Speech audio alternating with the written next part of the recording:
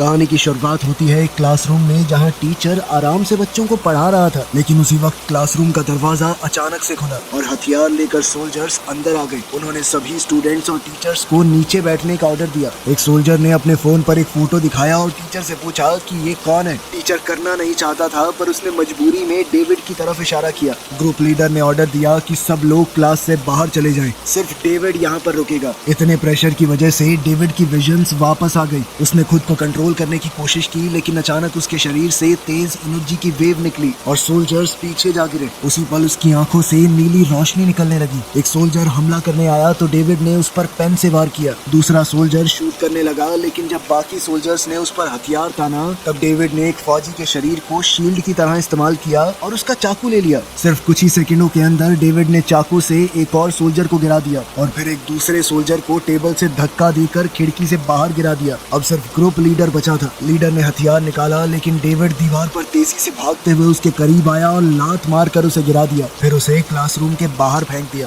Professor Henderson ये सब कुछ देखकर चौंक गए। अब उन्हें समझ आ गया कि डेविड के विजन सिर्फ उसकी कल्पना नहीं थे, वो सच में बहुत ताकतवर है। अब कहानी थोड़ा पीछे गई और हम एक लैब में इसी लड़के डेविड को देखते हैं, जिसे एक डॉक्टर चुपचाप ऑब्जर्व कर रहा था। डॉक्टर ने उससे पूछा कि क्या तुम्हें कुछ महसूस हुआ? जैसे ही लड़के ने याद करने की कोशिश की, उसके सामने एक अजीब सा विजन आ गया। उसे एक कमरा दिखाई दिया जहाँ नर्सेज उसे जोर से बांध रही थी और एक डॉक्टर थोड़ा दूर खड़ा उसे बहुत ध्यान से देख रहा था, जैसे कोई एक्सपेरिमेंट चल रहा हो। तभी उसके सामने एक क्रीचर खड़ा हुआ दिखाई दिया जिसका पूरा शरीर आग की लपटों में जल रहा था। लड़के ने अपने दाएं हाथ की तरफ देखा और चौंक गया। उसके हाथ में एक चाकू है। क्रीचर हमला करने के लिए आगे बढ़ा और पेशेंट ने चाकू से उस पर वार करना शुरू कर दिया। ये लड़ाई चल ही रही थी कि तभी अचानक वो झटके से एक कमरे में जाग गया। डेविड इन विजन्स की वजह से लगातार परेशान रहता था। कभी कभी उसे और भी लोग दिखाई देते जिनके शरीर लपटों में जल रहे हैं। उसकी तेज चीखें सुनकर उसका अंकल आंद्रे तुरंत कमरे में आया और दवाई देकर उसे शांत किया। सबको लगने लगा कि डेविड किसी दिमागी बीमारी से जूझ रहा है, इसीलिए उसके लिए लगातार दवाइयाँ लेना बहुत जरूरी है ताकि ये विजन्स कंट्रोल में रहें। इसके बाद डेविड स्कूल के लिए तैयार हुआ। स्कूल पहुंचते ही उसकी बेस्ट फ्रेंड मे उससे मिली। उसने डेविड को जल्दी से क्लासरूम में आने को कहा क्योंकि वो दोनों लेट होने वाले थे। क्लास के अंदर professor Henderson human development theory पढ़ा रहे थे। उन्होंने बताया कि एक इंसान बचपन से बड़े होने तक अलग अलग स्टेजेस से गुजरता है। हर एक स्टेज की अपनी इंपॉर्टेंस है। जब प्रोफेसर समझा रहे थे तब उन्होंने देखा कि डेविड खिड़की से बाहर देख रहा है। क्लास में बिल्कुल ध्यान नहीं है उसका। प्रोफेसर ने उसे खड़ा करके कहा कि डेविड जल्दी से बताओ क्लास में क्या चल रहा है। डेविड थोड़ा नर्वस हुआ, लेकिन उसने बिल्कुल सही जवाब दिया और प्रोफेसर भी उसका जवाब सुनकर इम्प्रेस हो गया। इसके बाद सोल्जर्स की एंट्री हुई और हम वहीं पहुंच गए जहां से शुरुआत हुई थी। डेविड उन सबको हराने के बाद तुरंत वहां से भाग गया। कुछ ही मिनटों बाद वहां और एजेंट्स आए जिनका लीडर कॉलिंस है। कॉलिंस ने क्लास टीचर से बात की और कहा कि ये भागा हुआ लड़का बहुत खतरनाक है, उसे रोकना जरूरी है। टीचर ने बताया कि डेविड शहर में किसी फ्लैट के अंदर अपने अंकल आंद्रे के साथ रहता है। ये इन्फॉर्मेशन मिलते ही कॉलिंस सिक्योरिटी हेड यिन के पास गया और रिपोर्ट दी कि लड़का मिल गया है। यिन ने तुरंत ऑर्डर दिया कि किसी भी हाल में उसे पकड़ना है। उसी वक्त मिस्टर शीरो इन्वेस्टर्स को अपने नए एनर्जी प्रोजेक्ट के बारे में बता रहा था। तभी उसका सेक्रेटरी उसे साइड पर ले गया और चुपचाप कहा कि लड़का मिल गया है। ये एनर्जी प्रोजेक्ट असल में डेविड पर हुए एक्सपेरिमेंट से जुड़ा हुआ था। शीरो ने सेक्रेटरी से कहा कि यिन को ये मामला संभालने दो, लेकिन उस पर नजर रखो ताकि प्रोजेक्ट की इंफॉर्मेशन मीडिया में लीक ना हो जाए। उधर आंद्रे बाजार में शॉपिंग कर रहा था जब डेविड अचानक उसके पास पहुंच गया और उससे मदद मांगी। डेविड ने कहा कि स्कूल में कुछ बहुत गलत हुआ, लेकिन उसने डिटेल नहीं बताई। फिर भी आंद्रे तुरंत समझ गया कि सिचुएशन सीरियस है। उसने डेविड से कहा कि जल्दी से फ्लैट पर जाओ और पेंटिंग के पीछे दीवार में जो चीजें हैं उन्हें भी निकाल लेना। जाने से पहले आंद्रे ने डेविड को गले लगाया और पूरा प्लान समझाया। डेविड एग्जिट की तरफ बढ़ा, लेकिन रास्ते में एक सुपरमार्केट के एम्प्लॉय से टकरा गया। उसी वक्त कॉलिंस और उसके एजेंट्स वहां आ गए। शोर सुनते ही उन्होंने डेविड का पीछा शुरू किया। डेविड बड़ी मुश्किल से वहां से बचकर निकला, लेकिन उसका अंकल आंद्रे पकड़ा गया और कॉलिंस के लोग उसे ले गए। डेविड बेचारा कुछ नहीं कर पाया। अब वो छत के ऊपर से भागता हुआ अपने अपार्टमेंट तक पहुंचा। जब उसने पेंटिंग के पीछे देखा तो एक छुपा हुआ बॉक्स मिला। बॉक्स के अंदर उसकी दवाइयाँ और उनकी डोसेज सब लिखी हुई थी। साथ ही एक सील किया हुआ एनवेलोप भी था जिसमें उसका नाम लिखा था। तभी अचानक से बिल्डिंग का अलार्म बजने लगा। सिक्योरिटी कैमरास में उसने देखा कि एजेंट्स बिल्डिंग के अंदर एंटर कर रहे हैं। टाइम बिल्कुल नहीं था। डेविड ने बॉक्स अपने बैग में डाला लगा और जल्दी से अपार्टमेंट से निकलने लगा। तभी एक अनजान आदमी ने अचानक उस पर हमला कर दिया। डेविड तुरंत खड़ा हुआ और पूछा कि तुम कौन हो,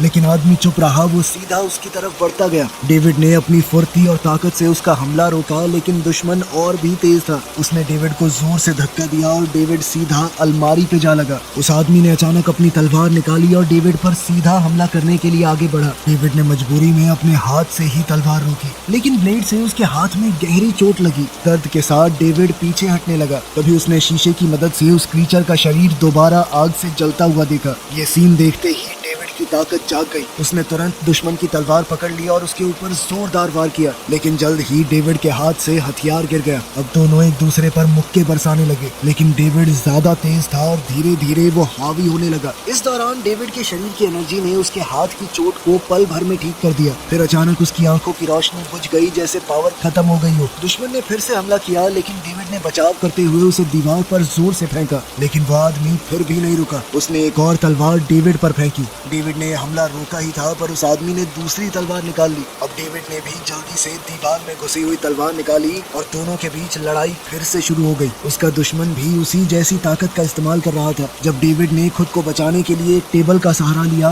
तो उसके दुश्मन ने अपनी ताकत से टेबल को बीच से काट दिया। इसके बाद विलन ने एक बेहद ताकतवर शक्ति डेविड की तरफ फेंकी, जिससे वो दीवार तोड़कर दूसरी तरफ जा गिरा। ये लड़ाई अब और खतरनाक हो गई थी, पर डेविड ने ऐन मौके पर अपने बैकपैक तक पहुंचकर दवाई निकाली और दुश्मन को इंजेक्ट कर दिया। उस दवाई का असर धीरे धीरे दिखने लगा। उसका दुश्मन अभी भी लड़ना चाहता था, लेकिन दवाई की वजह से बहुत कमजोर पड़ने लगा और डेविड ने भी मौका देखकर उसकी तलवार ले ली। अब डेविड के पास 2 तलवार थी। उसने डबल अटैक किया और आदमी को दीवार पर फेंक कर फाइट खत्म कर दी। इस लड़ाई के बाद जब डेविड को होश आया, तो फर्श पर पड़े आदमी को देखकर उसे बुरा लगा, लेकिन उसके पास कोई और चारा नहीं था। अब वो तुरंत छत की तरफ भागा। वहाँ उसका सामना कॉलिंस और गार्ड से हुआ। इसके बावजूद डेविड ने एक छत से दूसरी पर छलांग लगा दी और वहाँ से एक गली में घुस गया, लेकिन इतनी मेहनत के बाद उसकी तबीयत खराब हो गई और वो बेहोश हो गया। उधर कॉलिंस और उसकी टीम तबाह किए गए अपार्टमेंट की इन्वेस्टिगेशन कर रही थी। छानबीन के दौरान उन्हें एक फोटो फ्रेम मिला, जिसमें मी की फोटो थी। कॉलिंस ने फैसला किया कि अब वो मी को ढूंढेगा। कुछ देर बाद डेविड दोबारा से होश में आया। उसने फिर से भागना शुरू किया और फिर थोड़ी दूर जाकर वो एनवेलोप चेक किया जो उसे मिला था। एनवेलोप के अंदर एक स्क्रीन वाला डिवाइस है। जैसे ही उसने उसे टच किया, एक रिकॉर्डिंग चालू हो गई। उस रिकॉर्डिंग के अंदर डॉक्टर चेन नाम के साइंटिस्ट ने बताया था कि डेविड और कुछ दूसरे बच्चों पर एक्सपेरिमेंट्स किए गए थे। ये एक्सपेरिमेंट इंसानी प्रजाति को एकदम परफेक्ट बनाने के लिए था। इन बच्चों को एक दूसरे डायमेंशन की ताकत के साथ कांटेक्ट में लाया गया। ज्यादातर बच्चे जिंदा नहीं बचे। जो थोड़े बहुत बचे थे, उन्हीं में से डेविड एक था। डॉक्टर चेन ने बताया कि डेविड का ख्याल उसने और उसके पार्टनर डॉक्टर जेंकिंस ने रखा था। रिकॉर्डिंग सुनने के बाद डेविड कंफ्यूज हो गया। उसके पास मदद मांगने के लिए कोई नहीं था, इसीलिए वो मे के घर गया। वहाँ उसने मे को भूत की तरफ जाते हुए देखा। डेविड चुपचाप उसका पीछा करने लगा। जैसे ही मे ने डेविड को देखा, वो खुश हो गई और उसकी तरफ भागी, लेकिन अचानक से उसने डेविड के पीछे एक हथियारबंद आदमी को देखा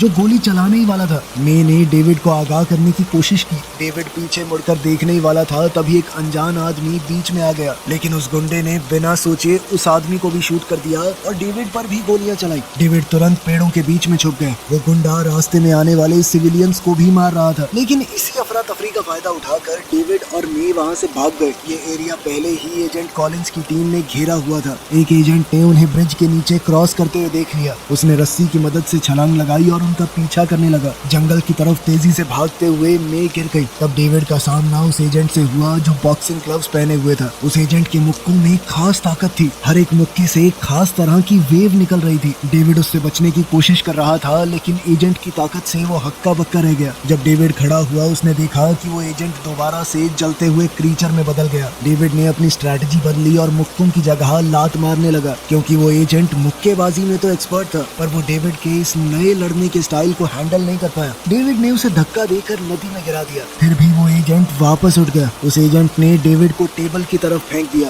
अब वो डेविड को पकड़कर उसका गला दबाने लगा। तभी वहाँ 2 और एजेंट्स आ गए। दोनों बंदूकों के साथ तैयार थे। डेविड ने तुरंत हमला किया और अपने दुश्मन के शरीर को एक ह्यूमन शील्ड की तरह इस्तेमाल किया, ताकि वो गोलियों से बच सके। इस तरह उसका एक और दुश्मन खत्म हो गया। लेकिन अब डेविड के सामने 2 एजेंट तैयार खड़े थे। एक लड़की जो कि किकिंग स्पेशलिस्ट है और दूसरा एजेंट जो लाठियों से लड़ता है। उन दोनों के हमले इतने तेज थे कि डेविड रिएक्ट तक नहीं कर पाए और आखिरकार बेहोश हो गया।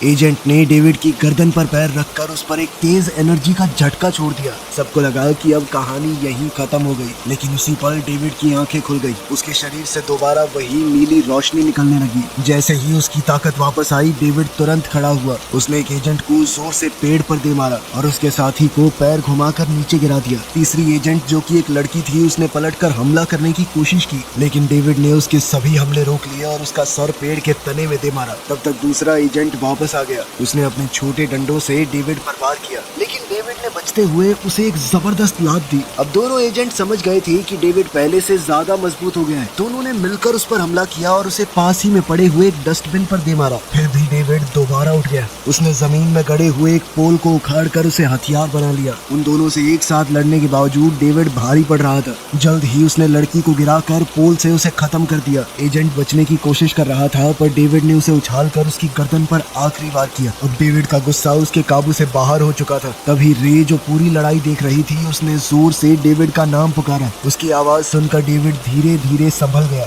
दूर कहीं एक बिल्डिंग में लॉर्ड शीरो के आदमियों ने उसे बताया कि लड़के को पकड़ने की कोशिश नाकाम रही। ये सुनते ही बूढ़ा आदमी गुस्से में आ गया और सीधा यिन के पास पहुंचा। उस वक्त यिन कंपनी की एक लैब में अपनी नई क्रिएशन एजेंट नंबर 2 के ऊपर रिसर्च कर रहा था। उसने उसे एक कमरे में 4 बॉडीगार्ड्स के साथ बंद किया और सबको एक साथ लड़ने के लिए कहा। एजेंट नंबर 2 ने बड़ी आसानी से सबको हरा दिया। ये देखकर कॉलिंस बहुत इम्प्रेस हुआ। यिन ने कहा कि अब उनकी प्लानिंग आगे बढ़ रही है। थोड़ी देर बाद दोनों को ही लॉर्ड शीरो ने बुलाया। उसने लड़के को ना पकड़ पाने के लिए जवाब मांगा। यिन ने कहा कि हम पूरी कोशिश कर रहे हैं, लेकिन शीरो बेचैन था। उसने कहा कि अगर जल्दी काम पूरा नहीं हुआ तो तुम सबको निकाल दूंगा मैं। लेकिन इस धमकी से भी यिन डरा नहीं। उसने कहा कि उसने एक नया और सबसे खतरनाक हथियार बना लिया है। फिर उसने एजेंट नंबर 2 को दिखाया, ये बताते हुए कि ये अब तक का सबसे माहिर और पूरी तरह ऑर्डर्स मानने वाला एजेंट है। शोकेस करने के लिए यिन ने कहा कि ये सामने खड़े आदमी को मार दो। एजेंट तुरंत लॉर्ड शीरो की तरफ बढ़ने लगा। फिर यिन ने तुरंत ऑर्डर रोक दिया। ये देखकर शीरो हैरान रह गया। उसने कहा कि जल्दी से इस एजेंट को लड़के को पकड़ने भेजा जाए, लेकिन शीरो को ये नहीं पता था कि एजेंट नंबर 2 सिर्फ यिन के ऑर्डर मानता है। असल में यिन अब खुद से बॉस बनना चाहता था। उधर डेविड और मे भागते भागते एक एग्जीबिशन के अंदर छुप गए। अंदर आते ही डेविड को फिर वही पुरानी विजन सताने लगी। उसने खुद को डॉक्टर चेन और डॉक्टर जेंकिंस की लैब में बाकी बच्चों के साथ देखा। डेविड घबरा गया, लेकिन मे ने उसे शांत किया और कहा कि सब ठीक हो जाएगा। डेविड ने उसे परेशानी में डालने के लिए माफी मांगी, लेकिन मे ने कहा कि वो आखिर तक उसके साथ रहेगी। तभी अचानक एक गोली चलने की आवाज आई। मे के सर में गोली लगी और वो जमीन पर गिर गई। ये देखकर डेविड पूरी तरह हिल गया। वो उसे संभालने की कोशिश करता रहा, लेकिन तब तक लॉर्ड शीरो के भेजे हुए सोल्जर्स पूरी जगह को घेर चुके थे और हर तरफ से गोलियां बरसने लगी। इसके बाद उन्होंने अंदर गैस बॉम्ब छोड़ दिया और बिल्डिंग के अंदर डेविड को ढूंढने लगे, लेकिन उन्हें ये नहीं पता था कि डेविड अभी जिंदा है। उसकी ताकत फिर से जाग गई और उसने सैनिकों को हराना शुरू कर दिया। लेकिन आखिरकार किसी ने पीछे से उसे बेहोशी का इंजेक्शन लगा दिया और डेविड जमीन पर गिरकर बेहोश हो गया। बेहोश होते ही उसके दिमाग में फिर से लैब वाली यादें लौट आई। थोड़ी देर बाद उसका शरीर दूसरी दुनिया की उस ताकत के टच में आया। उसने अपने सामने डॉक्टर जेंकिंस को देखा।